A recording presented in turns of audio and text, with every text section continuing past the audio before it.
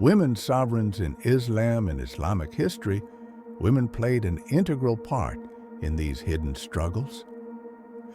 The Prophet Muhammad built a community in Medina where women had spiritual, social, and even political space. They prayed in the mosque, asked the Prophet for guidance, and participated in discussions about community affairs. The caliphate that followed sought to carry this legacy forward. Unlike kings, caliphs were bound by divine law and accountable to the people. Even the humblest believer, man or woman, could question the ruler. Abu Bakr, the first caliph, carried four responsibilities: to lead prayers, uphold divine law, defend the state, and ensure the people's economic well-being. But over time, these roles weakened. Assassinations and civil wars forced rulers to distance themselves from the public. Viziers and hajibs rose in power, managing state affairs and guarding access to rulers. Caliphs stopped leading Friday prayers themselves, delegating the role to professional preachers who prayed for the ruler's health instead of justice for the people. Slowly, the gap between ruler and ruled widened, and within this separation, women were pushed further into the margins. The arrival of the Turks transformed politics again. They introduced the Sultanate, where the Sultan held military and political power, while the Caliph became little more than a figurehead.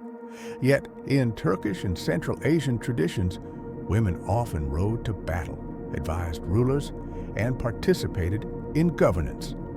This openness allowed remarkable women like Razia Sultana of Delhi, Shajarat al-Dur of Cairo, and Nur Jahan of the Mughals to rise as rulers in their own right. Meanwhile, intellectual battles reshaped society. The Mu'tazilites, influenced by Greek philosophy, argued that the Quran was created in time.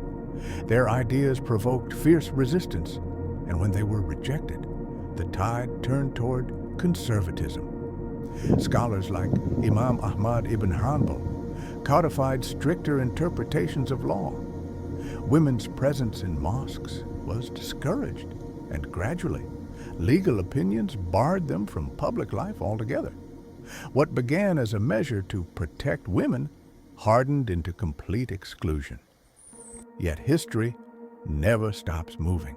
Despite barriers, the spirit of resilience endured. Women continued to challenge the limits imposed on them.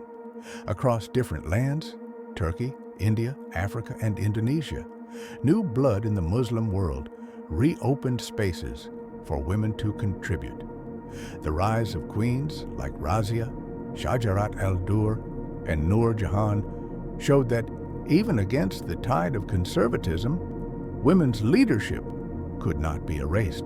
The story of women in Islamic history is thus one of struggle and persistence.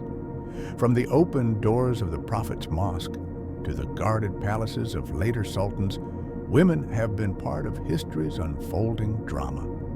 Their stories remind us that history is not only made by kings and generals, but also by those who, against all odds, leave their mark on the edifice of time.